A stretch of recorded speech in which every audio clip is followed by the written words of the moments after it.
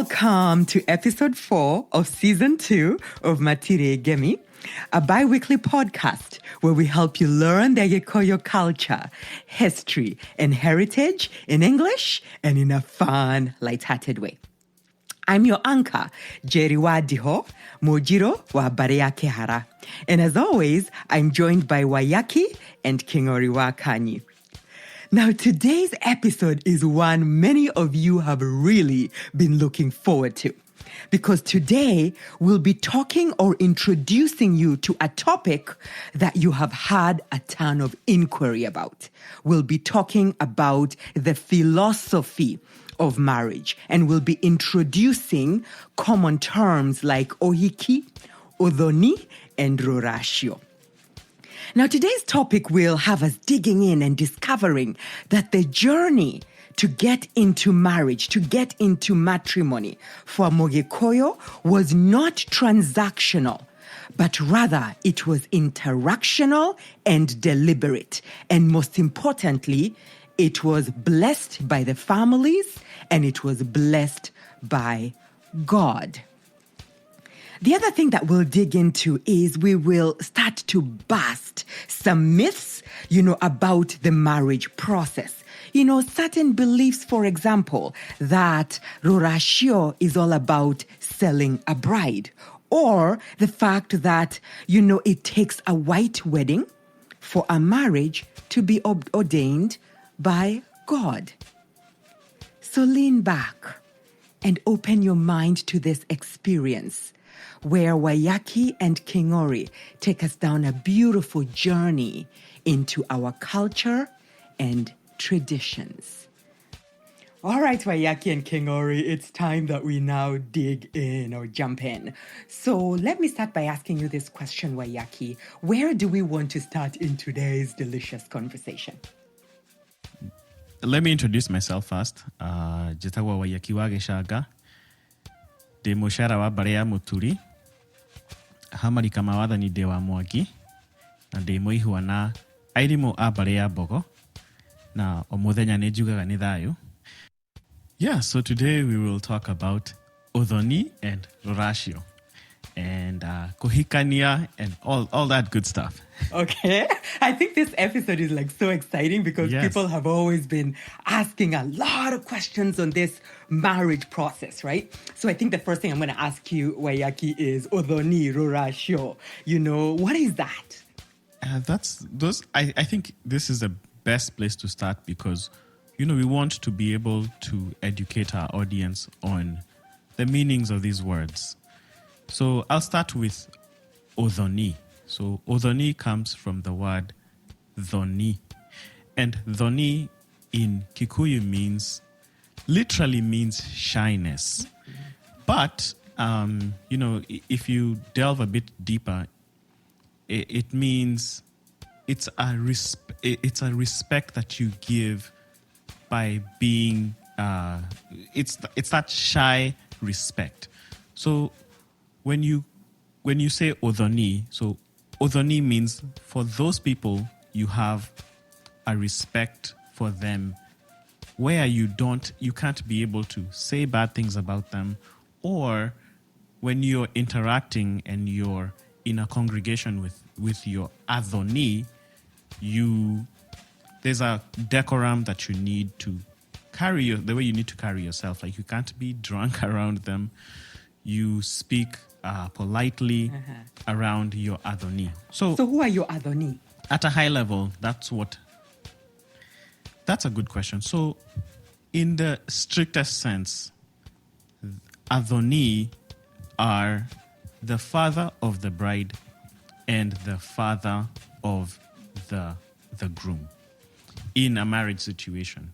So the two fathers of the couple that is getting married are the ones who are Ûthoni.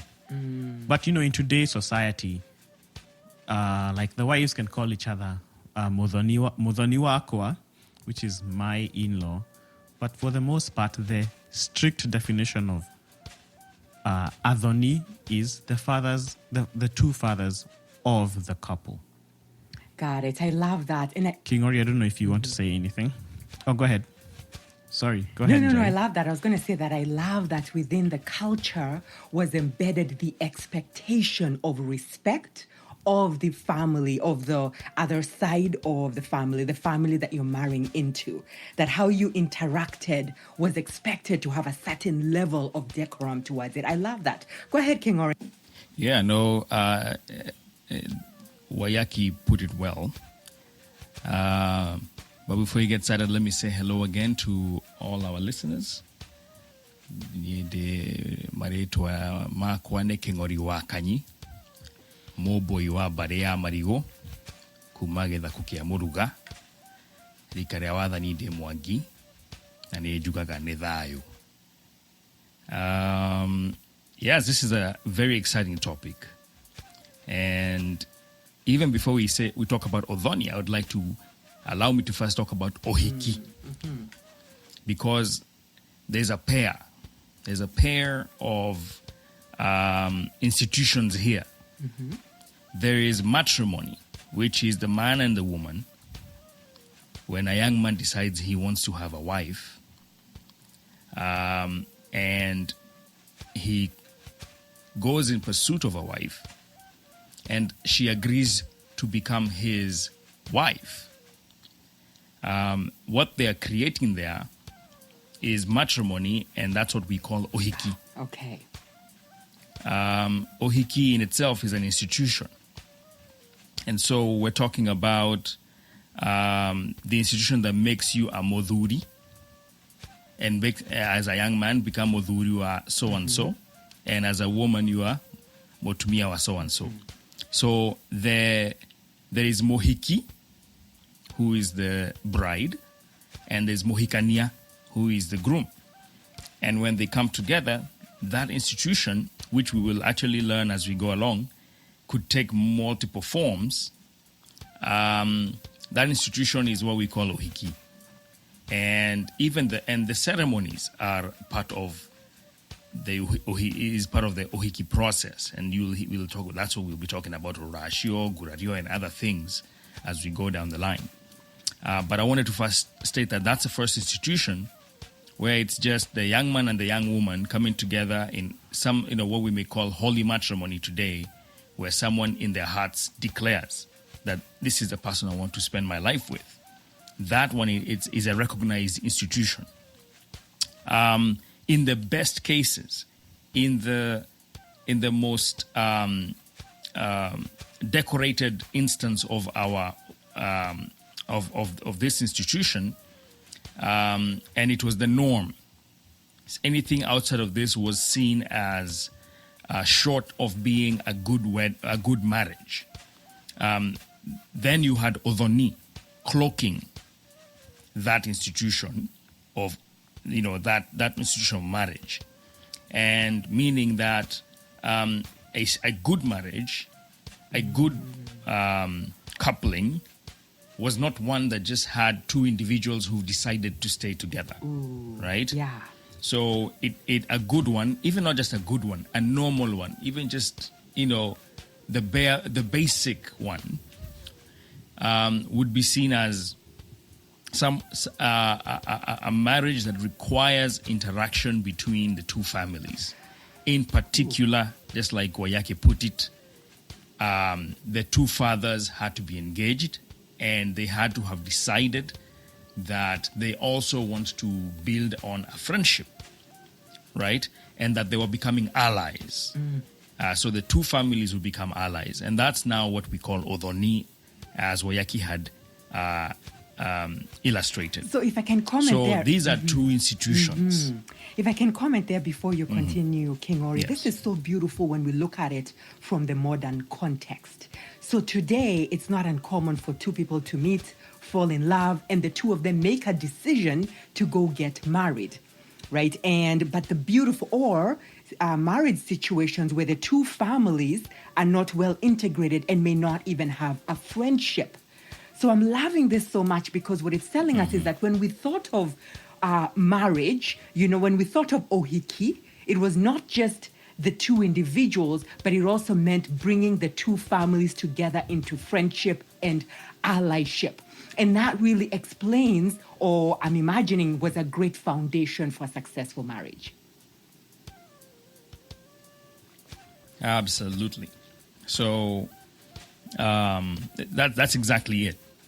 And so when you had, there were other, and we might as well get into it now.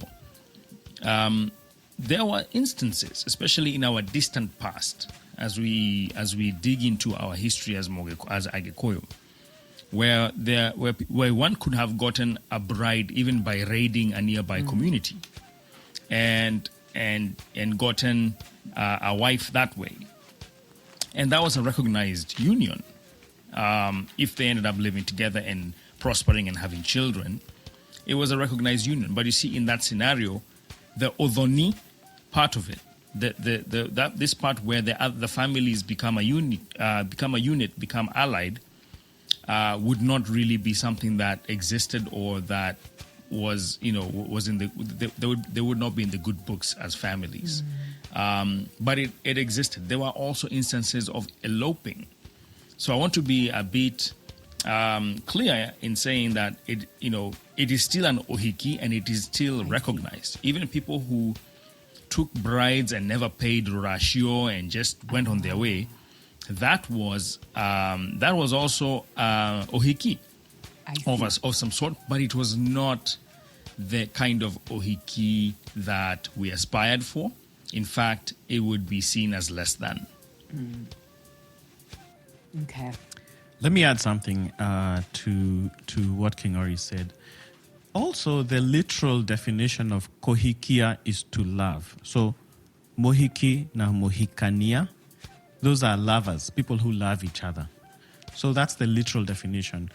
I know today we carry the definition of ohiki as marriage, but the literal definition of kohikania or kohikia is to love. Koeda, kohikia is almost the same thing.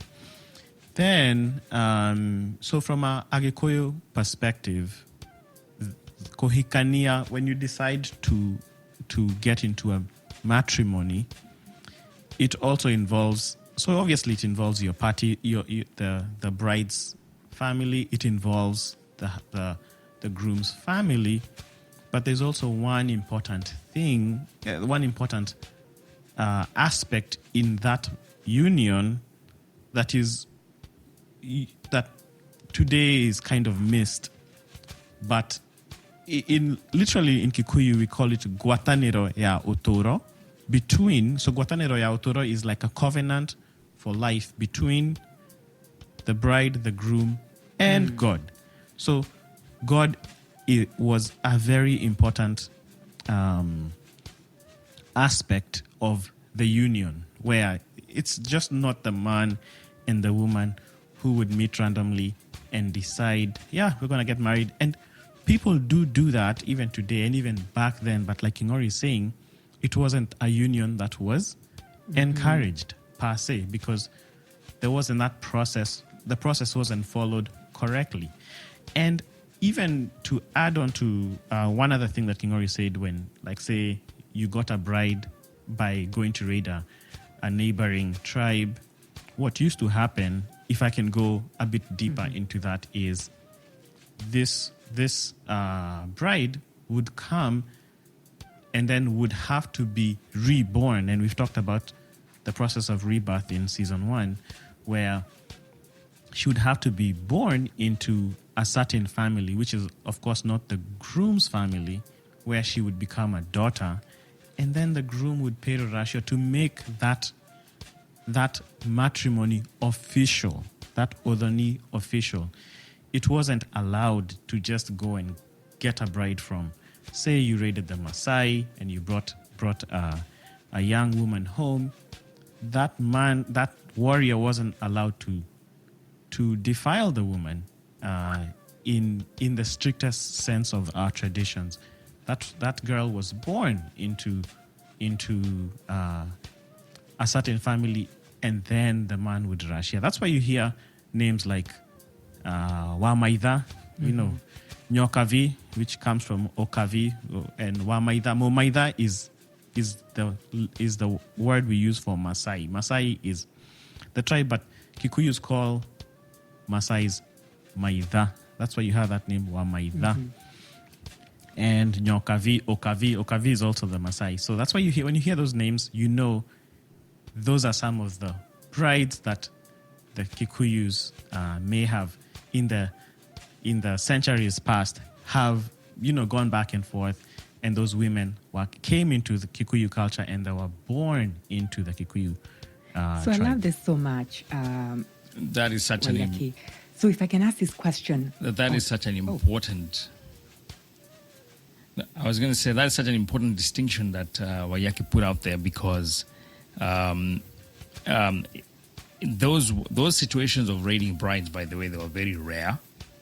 In fact, the way Maasai women primarily ended up coming into our community and being part of our community was mainly due to a level of migration. So whenever there would be some serious problems like drought in Maasai lands, and men had to go vast distances to go take their cattle out there. And I think this is important to mention, because a lot of us have Maasai genes in us. So I think a lot of us would be interested in knowing this. But it is when these men would go great distances, and they would have to sometimes leave their women and children in the proximity of Kikuyu villages so that they would be fed, so that they could be part of that community for a short term. And unfortunately, that short term could take years in some instances. And then they would come back and reunify with their families. A lot of our Kikuyu women, our Maasai women who ended up being part of Kikuyu society, were these kinds of women who were actually left there and ended up finding their ways into the villages and staying. Whether they were young brides who ended up getting married, or women who decided to, just get hooked up with one of the Kikuyu men and settle with them. That's kind of how it happened. But Okay, guys. So right now we've talked about Ûhiki and we've talked about Ûthoni, right? So then what other aspects of Ûhiki do we want to bring in to this? So let's talk about and define what Rûracio means, because it's most commonly known that Rûracio means just dowry. So let me define what Rûracio means. So Rûracio comes from two words. It comes from the words Rûra and Ashio. So Ashio, we know it's them, right? But Rûra literally means to give someone something to eat. So if I say Kogwatarura, it means giving somebody something to eat. So when somebody comes to your house and you give them something to eat, you say Nedamo Gwatarura. That's what it means. So, and in our culture, when you have a meal with somebody, you become one thing. That's why eating together, that's why traditionally families try to eat together, because they become the same, they become closer by sharing a meal. So, and that's why the Mûgîkûyû never liked someone who was mean when you went to their house and they could not give you even a cup of tea, right? So, Rûra Ashio means, you're sharing a meal, and basically it's developing a deep friendship with this family, Ashio. So, it's not just dowry, because, and we'll talk about later, you cannot be able to buy someone, So, Rûracio, that's what it means literally. It just means, then you go into dowry and its process, but the literal meaning of Rûracio is to share a meal with them, develop a friendship, develop a family with them. So that's what Rûracio means. Okay, great. So Ûthoni is primarily just a relationship between the fathers But Rûracio, it's now sharing a meal between both families. Okay. Both families. That's correct. Literally, that's what it means. Of course, we use it to refer to dowry, but it has a more broader meaning. It means developing a friendship. And there's that saying that says, "Dogone makinya." So friendship is, it's step by step. So when you're going to pay Rûracio, you're going to go through the process of Rûracio. It's a step-by-step process of developing a deep friendship. Beautiful. And how do you develop that deep friendship? Every time you go, you share a meal, and you share a meal, you share a drink, and you develop a friendship, which supports, it's the foundation that King Ori talked about of, it's not just two people who are getting married, it's two families that are joining together. And, if you develop a strong friendship over time, it makes the union of the couple stronger. It gives it a good foundation and a good beginning. I love that. Thank you. King Ori, anything to add to that or any other definitions we need to be thinking about when we're thinking about Ûhiki? Yeah, and I would like to add something on Rûracio. I know we keep talking about the limitation of the English language. Sometimes we equate Rûracio with dowry. And dowry it has a very specific meaning, which has to do with almost a purchasing of a bride, as we've seen in some cultures. In Agîkûyû, it definitely is not a purchase. In fact, in Agîkûyû, there is no concept of purchasing humans. What you have is this exchange of wealth for something very specific. And before I touch on that specificity, I want to also introduce two things. When a young man gets married and becomes a moduri, one of the things that obviously that they really want out of that marriage, beyond that union with a woman and that friendship with a woman and companionship, of course, it's children. It was one of the main reasons why you entered into this complex relationship that we call Ûthoni.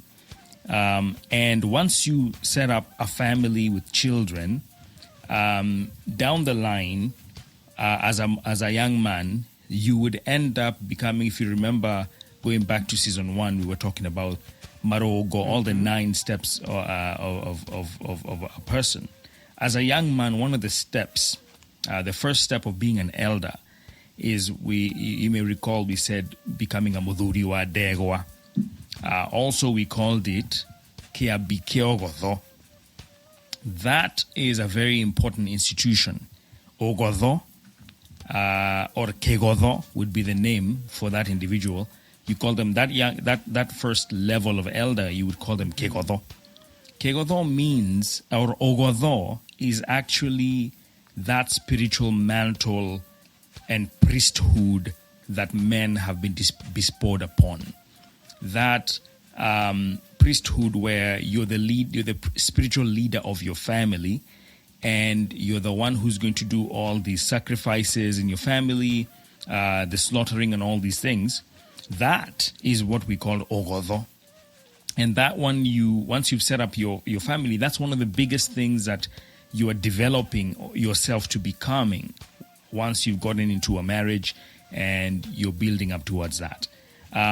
But instantaneously, what a woman gets when they become a married woman in Agîkûyû culture is that they have an institution, or I want to call it a shrine for lack of a better word, but it negogo na in Kikuyu. It is a spiritual responsibility as well that we call mwaki, which is represented by the riko, the 3-stone hearth. That mwaki in itself is seen as a spiritual and a physical shrine of sorts, because Mwaki is not supposed to go off. They always make sure that the fire was on, and they used to do something called koibeka, which is kind of keeping the ambers or keeping some kind of a coal going at all times, and the fire could easily be resuscitated out of that. And that warmth in the home was never supposed to ever die down. And the riko, the jiko, or the area where they used to cook, was connected to orere, because that heat, the orere, of course, is a woman's bed. That heat was transferred. And those who are listening, I hope you're understanding what I'm saying without being too explicit. But, that is the same institution. And therefore, the concept of having a fire and the concept of having a woman's bed was seen as one spiritual institution whose result was childbearing, which was actually the most powerful of magogona, if you can call it that. The idea that a woman would be able to give birth, that was always seen as a very powerful thing and one of the most sought after things in a community, because without it, then rorere nerokohuka, or your whole community would cease to exist without that. So we never took those things for granted. We saw it as something magical and spiritual and powerful. That mantle that has been given on the woman to procreate. These are the two institutions that the young man would be set up on one side, Ogodo, and the orere or Mwaki, the Riko and the orere being part of Mwaki, was the other institution on the other side. Remember, Nyoba, we talked about Nyoba and Vigira. Again, you can see the cosplay here, how in the Nyoba you have the institution of Mwaki, and in the Vigira you have the institution of Ogodo, the priesthood. So these two were things that, if they were blessed and continued to build up having a successful marriage, this is what they were looking forward to. And that really was the gem of a family that was completely intact and united and functioning as it would be that those institutions would be intact and they would be thriving. So going back a little bit, if you would allow me, going back to Rûracio. Well, Wayaki is correct. We're talking about sharing with our in-law, in this case, Ûthoni. What is being shared typically was actually meals, and of course we know that there used to be goats, many of them, sheep and goats, bori, and even in some cases, ngobe, cows, and cattle would be exchanged, and many, many other items we will mention as we go along. This Rûracio today is seen as an exchange for a bride. What is being exchanged is actually the ability to be able to call the children that come out of that marriage to be seen as the children of the man's lineage. This is the thing that the men are giving this wealth in exchange for. And don't forget that the Rûracio is not really... today I know we give cash, but I think we've gone off the path. You have to look at what the sheep and goats were used for. Every single time, and maybe not every single time, but most of the time, when you had a scenario where you were slaughtering a sheep or a goat, there was a very specific and most likely spiritual reason. So these goats were a way of communing with God. They were a way of cleansing. They were spiritual, in nature. That was a spiritual interaction. So what you're exchanging isn't just classical wealth. It's a special type of wealth that will allow you to continue to be spiritually connected.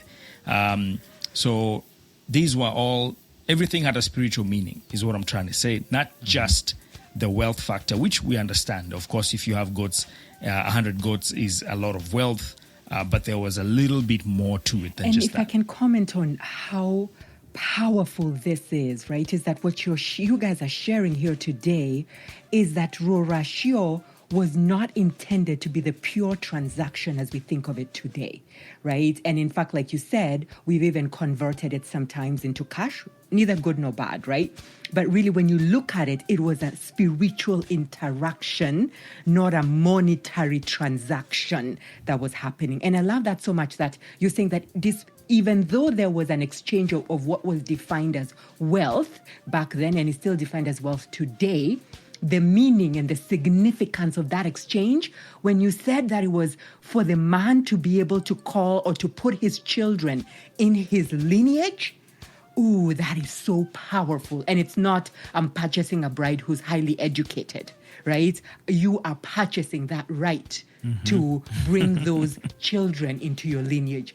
Ooh, it always continues to blow my mind how intentional, even if we may not understand it today. And the beauty of this podcast and what the two of you do is you bring the depth and the layers in, is that every interaction, every event that the Mûgîkûyû had a deep spiritual meaning, and we are called upon to go beyond the surface and start to understand what each of these interactions meant. So thank you so much for sharing that. That was powerful. Anything you want to add to that, Wayaki, before we continue? Just to say that, the literal definition of, I talked about the literal definition, but to add to what King Ori said, the spiritual meaning of Rûracio, if I can say it in Kikuyu, is Thogora wa kogura irathimo shiaro.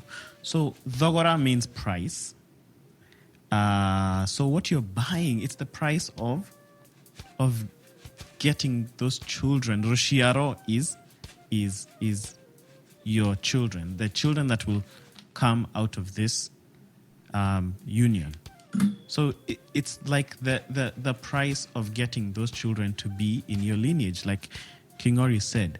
So, and in fact, you can see the word Rûracio and Rûracio, they kind of it's kind of like an interplay on the word, because it's Rûracio, then you get Rûracio. It's so for the man, you're to be able to call those children of your muherega, and those children actually belong to your muherega, not just you. You need to go through the process of Rûracio so that you can get those blessings. Right. And of course, we know we value children as blessings and as wealth, because as going back even to season 1, we talked about ire and ireri and what that means. When you have ire, you have wealth, which includes children. Yeah, I remember when we talked about the 5 definitions of wealth, one of them was children, the Mûgîkûyû's definition of wealth.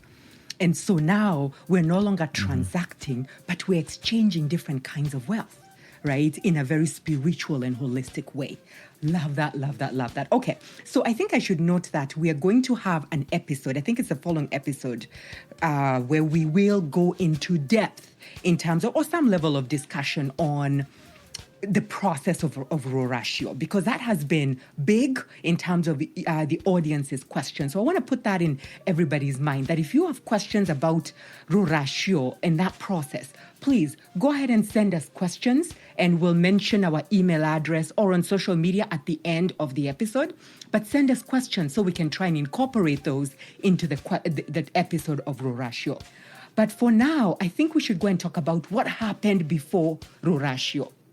Right, because before Rûracio, like you guys have mentioned, there was love, there was consensual aspects, so then how did people even get to this step? So I think maybe I'll turn to you, King Ori. Can you maybe give us a sense of what happened before Rûracio? Yeah, so, Jerry, I think the best way to do this, instead of, I think, is to give a narration, right? So, and let us adopt that we have a young man in front of us who wants to get married, and they were asked, and how would they go about it from, step number 1 all the way to the point where they all get to Rûracio, and maybe even a little bit after that. If you allow me, I think I'll give a narration. I think it will flow a bit better. You are allowed. Go crazy. Thank you. As we've already touched on, the fact that there were different accounts of how marriages were carried on, right? And it really does vary from geographical location to geographical location. So if you ever go somewhere and you hear that the story I'm giving right now isn't exact, that's exactly what it should be. No region, if you go to Nyeri or if you go to some ridge somewhere else in Kirinyaga or somewhere else in Murang'a or Kiambu, you may hear slight changes in what some of the things that were taking place from one step to the other. Also, not just geographical differences or regional differences. There were also differences on whether you're marrying your first wife or your second wife, or and so on and so forth. Some things will change, but for the most part, there are some things that I want to touch on too before I get into it. How some Western terms, let's say like fiance, it is a French term that doesn't really translate well in English. That's why they just kept it as fiance, right? It's not betrothed.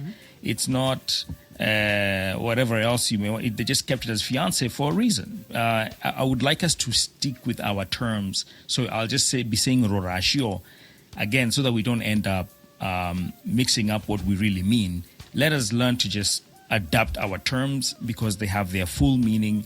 And again, I think I'm making a case for why everyone should learn as much Gikuyu as possible so that they can, so that their culture can stand on the language as it is expected to. Yes. But when a young man in Kikuyu culture, among the Agîkûyû, a young man was free to marry any young woman they wanted to, for the most part. And I'll explain the way they used to go about this to understand. So marriage was free, freely something that everyone walked into as they wished. And it was a mainstream occurrence. It was a choice. It was full 100% choice. And it was a mainstream occurrence for them to have met, especially if you're talking about a younger couple. They could have easily met at dances, festivals, marketplaces, any other social setting. And that's where they would have started off their relationship. So maybe they were just childhood friends, and typically, a young warrior would initially, after being circumcised, kind of have an interest with multiple women, and would be to some level intimate, but not like nowadays. I mean, they would be intimate, but they would be limited to something that used to be called gueko. Those who know. That this was, it's a sexual contact, but it's not intercourse. And it usually was from the kind of women that he was hanging out with, the other girls that he was hanging out with during this time, these quote unquote lovers, he would have taken the time to just be interested in one and decide, hey, I think I want to marry this young lady. And whenever that would happen, some preliminaries that would happen would be, would be to actually talk to the girl and say, hey, do you think if I go and talk to your dad, you would be interested in marrying me? Do you want me to, are you okay with being my woman? And if she said yes, he would have to ask her first, right? But, if they agreed, chances are they were going to get married unless there were several issues, which we'll discover here shortly. So generally what would happen, the girl would approach her mom or aunts and tell them that, hey, there's been an offer, right? And they would in turn kind of start investigating that young man's background if they did not know the young man, right? And meanwhile, the boy will do kind of would start a similar process, but his was a bit elaborate. Typically, he would cut, sugarcane, and again, this was one of those crops that a lot of people kept. He would cut some sugarcane, and then he would approach the women in his household, sometimes his mother, and ask him to help him. Hey, mom, could you help me brew some johi? You guys know about moratina. Now, there are different varying understandings here, whether it would be johihade, which means moratina that has actually been fermented or otherwise. But nonetheless, he would make some. And then with the help of the mother or other women in this family, and then he would invite his father. And he would be like, Father, I'm inviting you over for a drink. And the dad would be like, hey, what's this about? And the young man would insist, hey, Dad, you know what? I'm a grown man.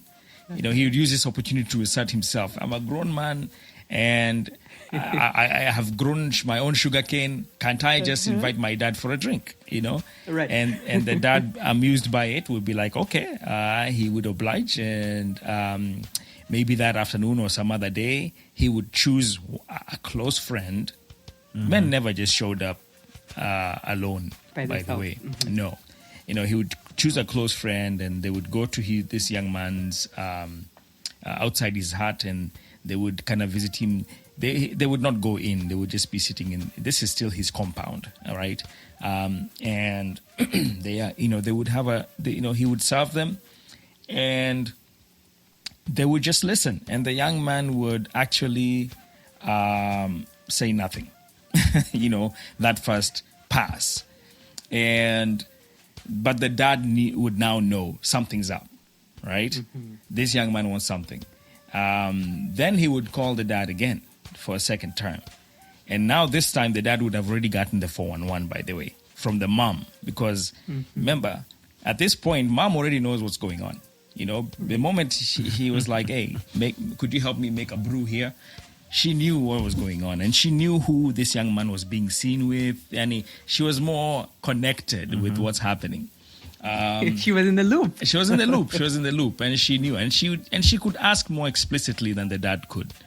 But in the second meeting with the dad would kind of know, and the young man would say something to the likes of, "Hey, Dad, I'm old enough now, and I'm looking to find a bride. Would you have any kind of recommendations of families that you would not mind forming a friendship with?" Remember, we talked about dogo, that Ûthoni. Are there? And he would ask something like, "Are there any men whom you would like to form a dogo with that I should consider to get a bride from?" Right? And the dad usually would kind of already have the 411, like we said. And usually what he would do is he would give a list, and he would say, that man called Ndongo, is a good one, Maina, and the other Mwangi, and so and so. And if he approved of the boy's choice, he would include the dad's name in that long list, that daughter, the young lady's father in the list.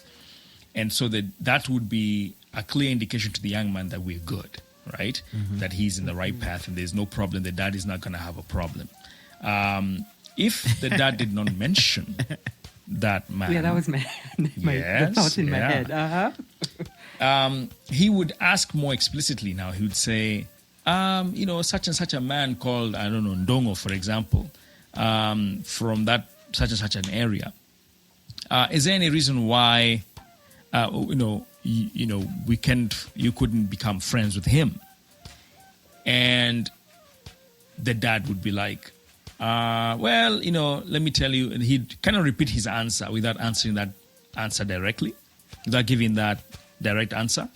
Because remember, conflict was something that parents avoided with their children, especially men, right? And the dad would just repeat the answer and say, "These are the men that I approve." And if he had omitted that one, or maybe that is a second choice, that would not be his first choice, but he's not, doesn't have a problem with it, he would include the guy, right? I see. But if he's completely opposed to it, he would completely leave out that name. And in the second round. In the second round. Okay. And that would be the clear indication to the young man that if you choose to marry this girl, it'll be an uphill battle, whatever that means. But let's forego those anomalies and let's keep moving forward. Let's say our Mzee Ndongo was happily included in the list. Perfect. First or second list. Yes. Yeah. So now the dude is like, now I think I don't have a problem here. Dad has approved. And so now what would happen is the dad would actually summon the young man and say, hey, go to Mzendongo's home and let him know that I would like to see him with some urgency. That's the way they would put it, without giving any clear reason why. And so the young man would dash there and would go see Mzendongo and he say, hey, Mzendongo, I've been sent by my father. He would like to see you with some level of urgency. Again, Mzendongo would most likely oblige. And remember, even in that family, the young lady has already told the mom. And so, the rumor mill is active. And right. the dad may have heard, right? And so now the old man would oblige, would go visit our dad here, and would actually bring another elder with him. And it would just be a casual meeting. They would sit down, they would talk, they would be offered some beer. But this is not beer that has any reason for meeting. They would just talk, they would share a drink, it would be a brief thing. And what they would do is they would start kind of just inquiring after each other. Hey, where are you from? Your family line. And if they did not know each other well prior, this would be a good opportunity for them to really understand each other. Are they from the Meheregas that cannot marry? Are they from any families that have had conflict? Are they from any kind of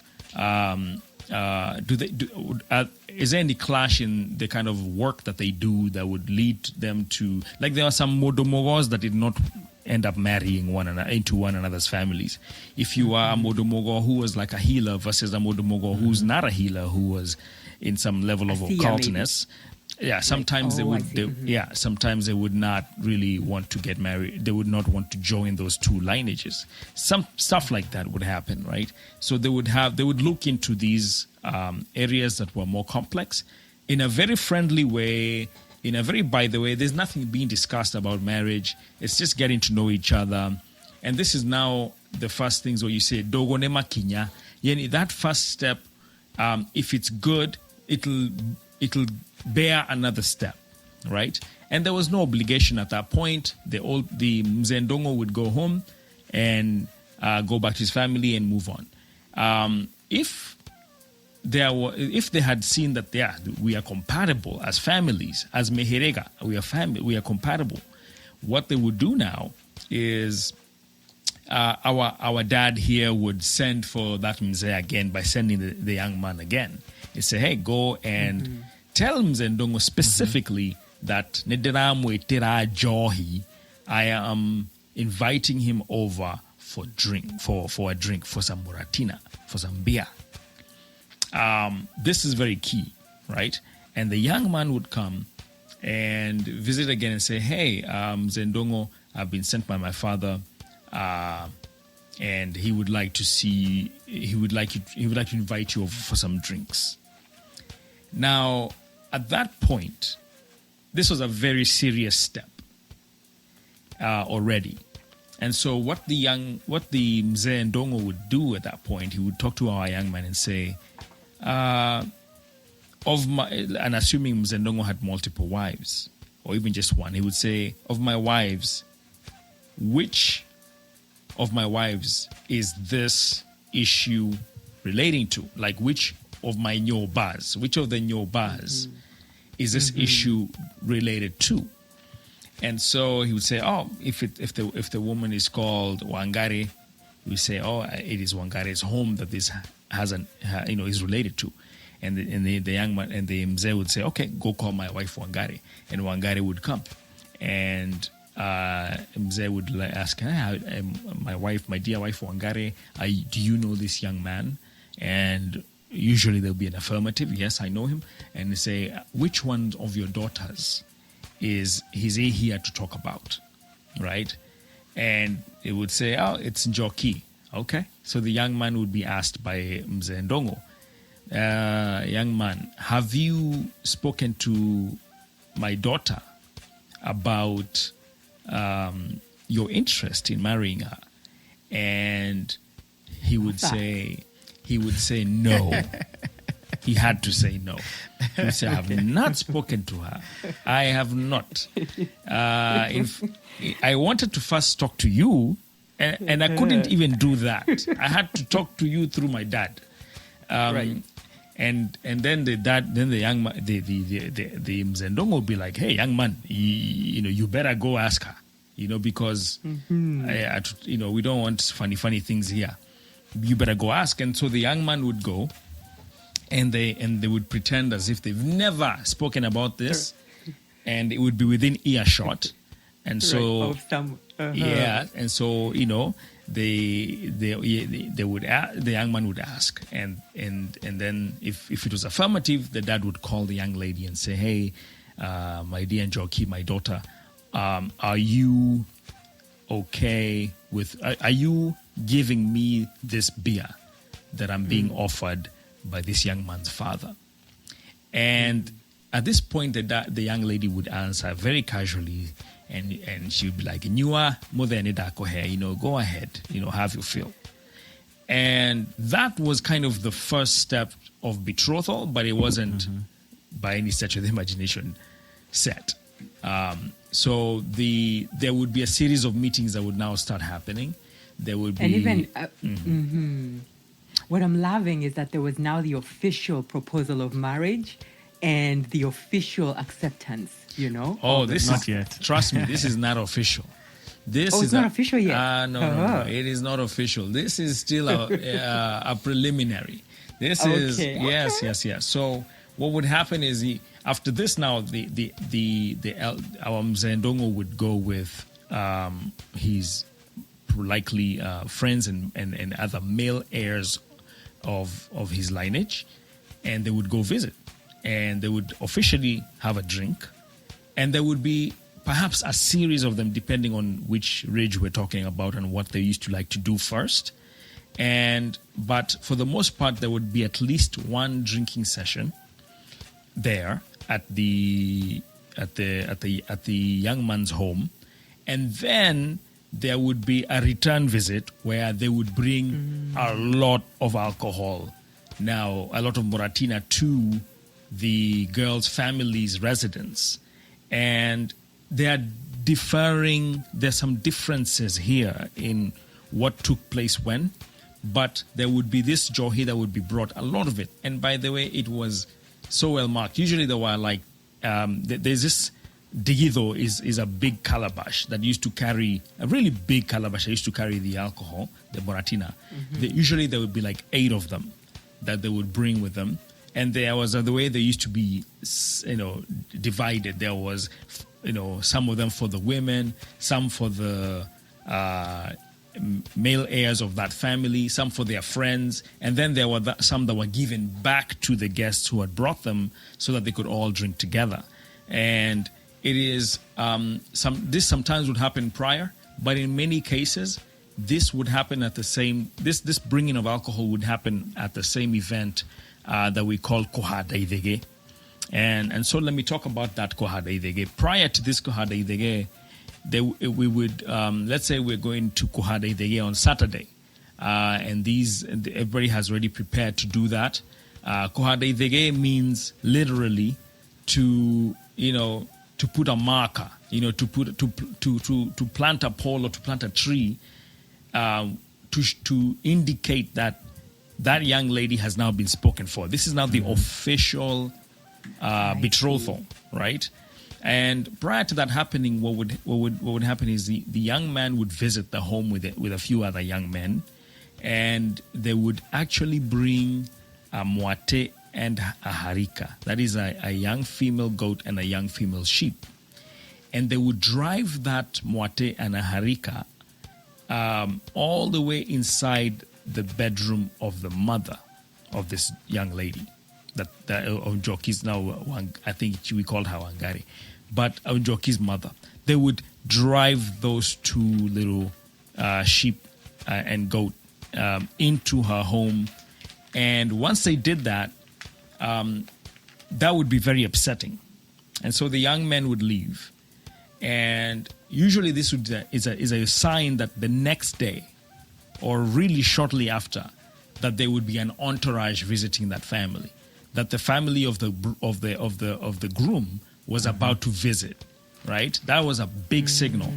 Okay. And once this whole entourage, and remember, we're talking about a big party from the side of the young man would be visiting. Whenever they came and were approaching the homestead, they would have kind of incensed the bride's family by the act that the young man did the day before. And so if you've ever seen, even in the contemporary weddings that we do today, if you've ever seen the family of the bride, of the groom, being stopped at the gate and being told that they can't come in, and they have to, hoot and everything and start singing Hodi Karevo, Nehi Gorero, and they're begging to, these guys to open the gate. The reason why that used to happen is because the bride's family is pretending to be upset at what the young man had done the day before. Like, how dare you access the bedroom of our mother, a sacred place? And this is kind of one of those very interesting things. It's kind of like a play in the fact that, yes, we in one hand, we're so respectful, we're following all the process, and we're full of decorum, but at the same time, we will have our way. We will marry that girl. There was a little bravado that was being shown whenever that would happen. So it's kind of like you bite a little bit and then you spend the rest of the day, ukipuliza, appeasing them. And so that's kind of what would happen. It was this little interplay of, we're having our way, but at the same time, we are respectful, we love you, and all these other things. So this is really what would happen that first instance. They would come in, they would be welcome. After they had to pay a fine, and that's nowadays you'll see envelopes being exchanged. And then after Hodi Karevo, they would be told, come on in. They would settle in, they would be fed. And then they would, after being fed, they would be asked, okay, what brings you here? And that would be the event that we call Kohada Idege. In fact, those two goats, that goat and sheep that had been put the previous day, in itself is the actual Idege, is the actual thing that has already been put there that says we have Rashiad by force. So we've already spoken for that girl, and so everything else is a formality. And the formalities would begin, which would now go into what we call Joranio. And that Joranio would be really the elder, the father asking the daughter, this alcohol, this johi that has been brought here, are you okay with me drinking it? And the mother he would really ask his daughter, if I drink this johi that you've given me, if I drink it, will I ever have to regurgitate it? If I drink it now, will you make me puke it down at some point? And this would be really and what does that mean? He's saying, will you ever break this communion you're about to get into? Will you break this marriage that you're about to get yourself into? Are you? And that's what he's saying. If I drink it now, and then you end up not staying with this young man, it would be tantamount to you requiring that I regurgitate it. And it would be a very strong question. And the young lady would usually say, Shafafa, no, I will not make you regurgitate. So there was a lot of thoughtfulness that went into that decision, right? Because I'm imagining by this point you've dated the girl and the boy, or the man and the woman, and the warrior have dated, right? And now at this stage, when she's saying yes, she's done the preliminary work, just as he has, to make sure that it's a good match. Absolutely. Everyone has looked into it. we're talking even beyond just knowing the lineages. They know how hardworking he is, how hardworking she is, all these things. What kind of family she comes from. They say, today we say, Gimayu magamotuine, a good ugali comes from the flour. If you can study the parents, you'll understand, you'll know a lot about the daughter. You'll know a lot about the son. If you study parents, you'll see, especially in those days, there was a lot more consistency. If the mother's hardworking, chances are she has raised some very hardworking daughters, and that in Kikuyu culture was gold, right? Everyone needed to be hardworking, because it took work, and those were some of the things that we used to look at. You'd look at not just the build of the young lady, not just her beauty. You would also look at her manners. You'd also look at her work ethic. Those were very important. Love it. Yeah, let me add some context and some color to the narration that King Ori has given us. So there are some things we're taking for granted here.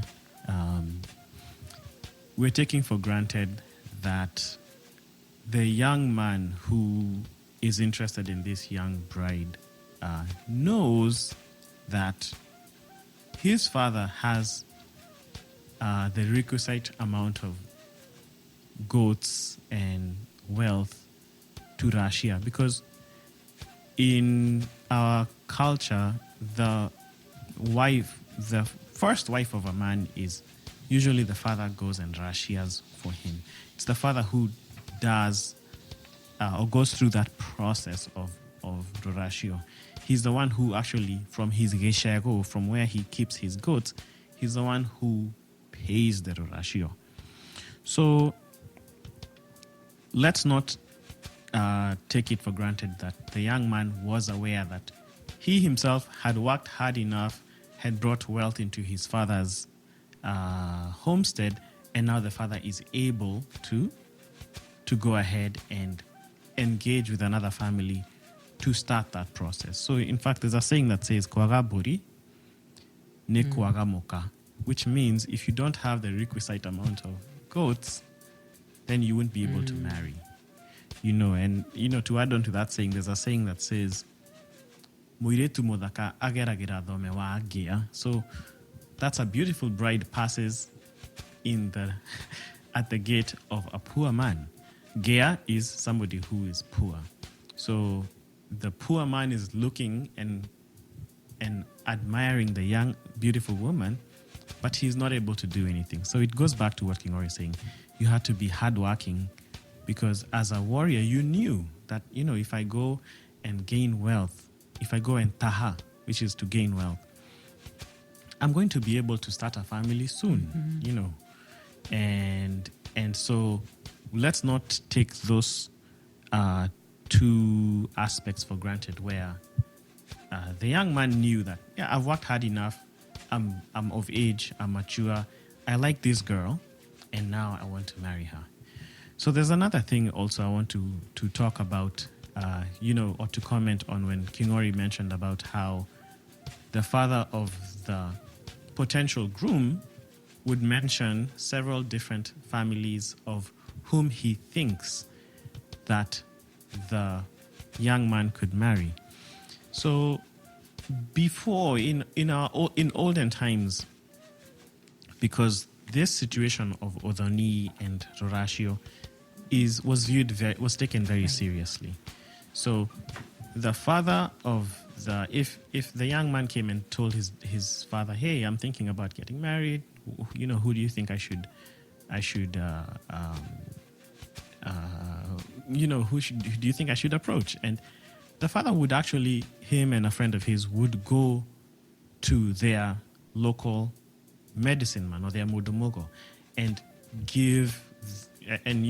state their case that, my son wants to get married, and he's thinking about, we're thinking about these 4-5 girls. And the mudumogo, as we know, is like a family doctor, would tell the dad that, I think girl A, girl B, girl C, in this order is what the young man should ask. Because what we believe is that the Modomogo sees, he can see the future. He's a seer. And that message that the Modomogo gives to the father comes from God. So it would be the right message. Like, if girl A refuses, go to girl B, go to girl C. And what this tells us is, if you think about it deeply, is despite the fact that our unions were based on choice and they were based on true love, right? We had a difference. There's a difference between how we viewed love, or how we view love as Agîkûyû, and the Western idealization and romanticism of love. Because our love was not just, I love this person and I cannot see any other person. It was, is this the right person for me? Is it a right fit with my family? Mm-hmm. Is it a right fit with my moherega? And then, is it a right fit with God? Because the father would go and consult with a local medicine man and say, hey, with a local modomogo, and try and get what is God saying, or what is God seeing for this union, So we didn't have soulmates, so to say, in our culture. We had romantic love, but it was about duty, forming a good union, forming a good foundation, and and it would go either way. A young girl would like a young man, but then their families could not mix, and that would end there. Yeah. It wouldn't be just, this is the person for me, and that's it. I want to add something a little. I'm loving this so much. I want to add something a little, maybe controversial. It's not controversial, but it's the idea that we have thought for so long that for a union to be blessed by God, it must be a union that happens in church, right? And I'm not saying that's good, bad, or indifferent. And it is blessed by God when the union happens in church. What I'm loving here is also the understanding that our unions were also blessed by God, that there was the importance of it to be a fit between, like you said, the two individuals, the man and the woman, the fit of the families, but then you added the third one, meaning that it is a fit, meaning it's blessed by God. And I think that is super powerful, that our unions are also blessed by God. Absolutely, Jerry. Yeah, and that's why the definition of Rûracio is, the covenant between a man, woman, and God. It's not just between a man and woman, because yes, a man and woman can decide to be together, but if their families don't fit, if that union is not blessed by God, then it's shaky, so to speak. And then let me add something else. On the process of taking the moate and harika into the woman's house. Into the woman's house, it is a mogiro to enter a woman's house without her permission, right? That is what is called hotiroriarige. That's why it was seen as very upsetting to just go and barge into her house and take the moate and harika. So that is why it was a mogiro to just, because what you might find, you're not allowed to just enter a woman's house. You could find her, in an inappropriate dress, or you could find her doing something you're not supposed to see, or she's not dressed appropriately. So it was like the nyoba was so respected. That's why it's called, that process was gotiroriarige, which is to just barge into a woman's house was not allowed, except during that time of bringing the moate and harika, and bringing the rura and bringing the mirogo, which is what we're going to talk about in the next episode. And then one other thing I'd like to comment is when the young man, when the father of the bride asks his daughter, "Should I drink this johi that has been brought to me, basically, there's a saying that says, "Otire shira tawa Ûthoni okioragwo or ogekua." Basically, the process of disentanglement of marriage, if you've been married, the process of killing a marriage or ending a marriage in our culture was the most difficult process that somebody or families could go through. Very difficult, very tough to deal with, and a lot of men who were handing over their daughters to be married never wanted to go through that process. So the dad was being very serious when he asked his daughter, should I drink this johi neka dahikia? Basically, do I have to regurgitate and end this union? And the kind of steps we are going to follow into becoming one with this other family, getting you to the process of union is not a small process. So it was taken very seriously. And so I wanted to add that to what King Ori said on the process of asking his daughter. Right. I love that. King Ori, I thought you were saying something earlier. Yeah, well, yes. You brought up a very good point where you kind of drew a comparison with holy matrimony today and our understanding that it has to be in a church. There's something I wanted to bring up that that kind of not kind of, but actually talks to that directly, which is remember I talked about ogodo at the beginning of this session. Ogodo is the priesthood that each man had over his family. So in this case, there is nobody who is closer to God than just those two men who are sitting and creating a bond with each other. Right? These are the priests of their homes.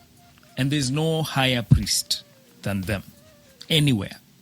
So as a man with a family in my own home, unless my father is alive, there is no higher priest than I am. I have the direct connection as a Mûgîkûyû elder and as a Mûgîkûyû man with a family of his own. I have a direct connection with God.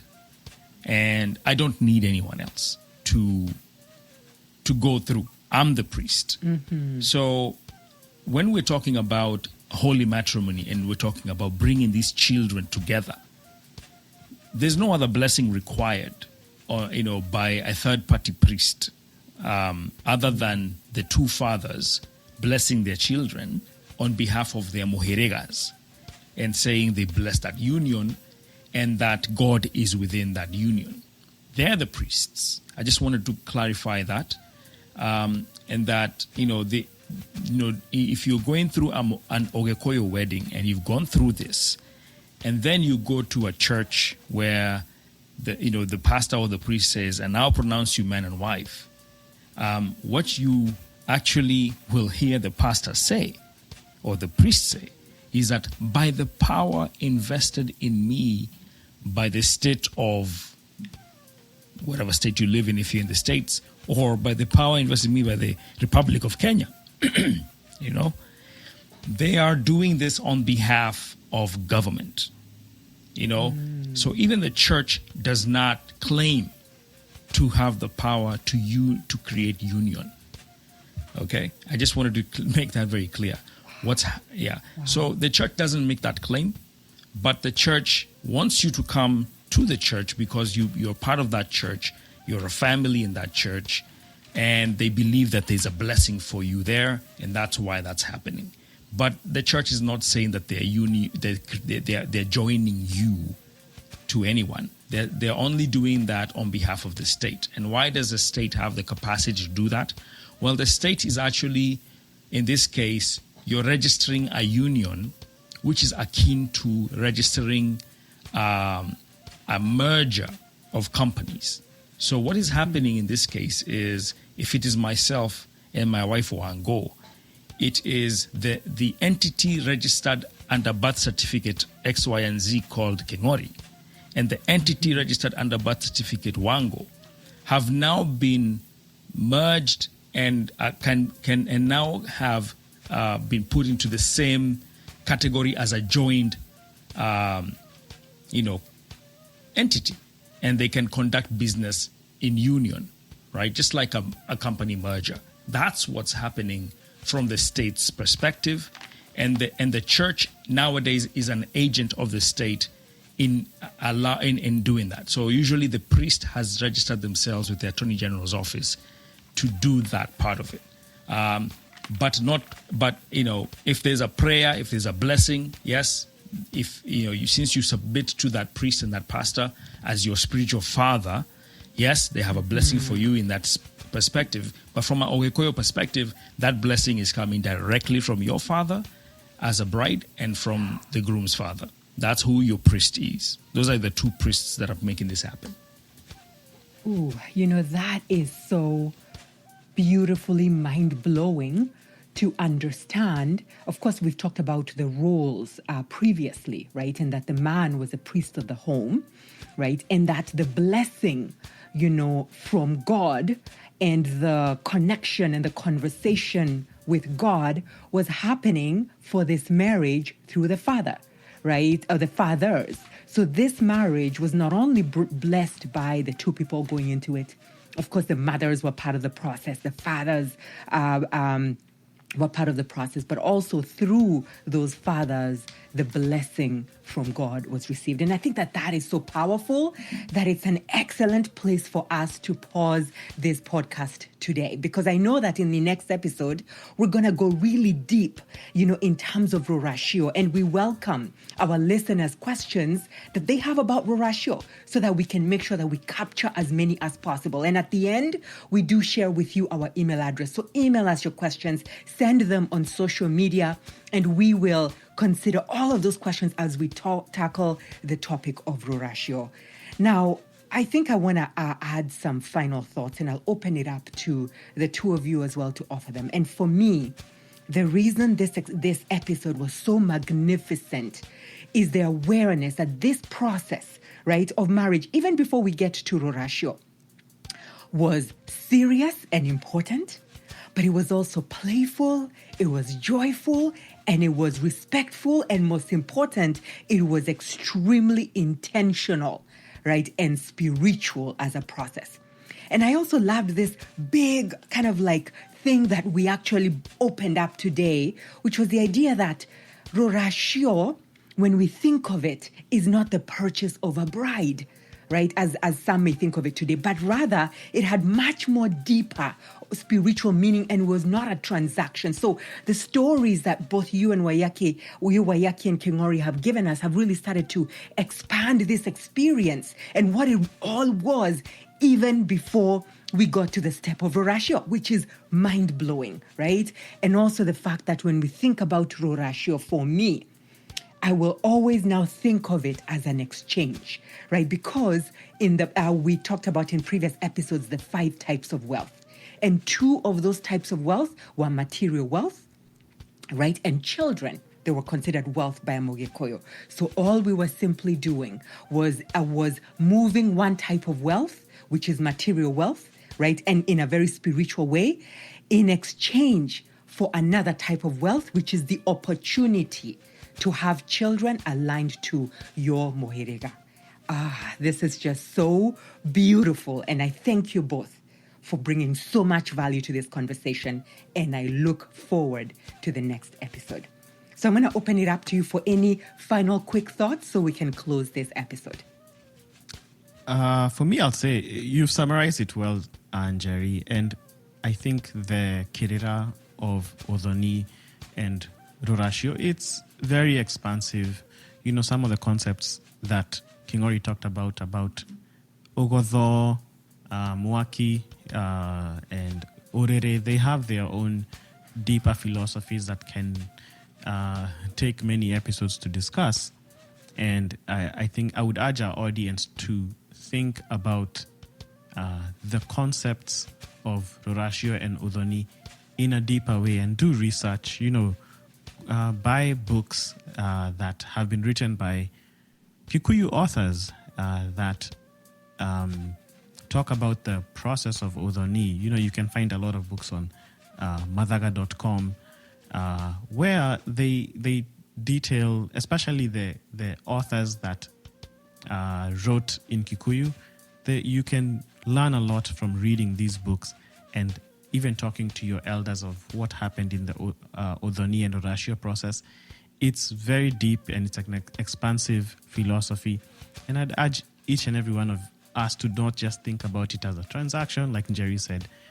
Think about it more from a philosophical standpoint, and you will be amazed that our forefathers and our ancestors had a process and a plan and were very thoughtful in how they went about doing things. Yes, thank you for that, Waiyaki. Kingori, any final short thoughts? Well, mine is to encourage those who are about to get into this institution of marriage to really immerse yourself in understanding how to go about it in your own culture. I think it's high time we revisit a lot of these things for those people who have abandoned them, and understand that something isn't quite working with the way we're doing things today. And it could be that there are answers that are embedded in our past and in our own cultures, which is our inheritance. You have that inheritance; it's yours. Get to know it and put it to use. I wish you all peace. Thayo. Beautiful. Thank you, Waiyaki and Kingori. Thank you for what you've given us today. We will never think of Ûthoni and Rûracio the same again. To our listeners, we look forward to your questions for the next episode, and see you later. Thank you for listening and for joining us on this journey where we honor our history, where we honor our heritage, where we honor our ancestors. We are grateful. You can find Matire Gemi on social media, which is Twitter, Instagram, and Facebook. And you can also find us on Clubhouse, where we will occasionally host some live discussions following some of our episodes. We look forward to seeing you. Our website is matire-gemi.simplecast.com. Our email is matire.gemi@gmail.com. And this podcast is hosted, produced, and contributed to by Waiyaki Gishanga, Kingori Kanyi, and Jerry Diho. Thank you, and please share this widely.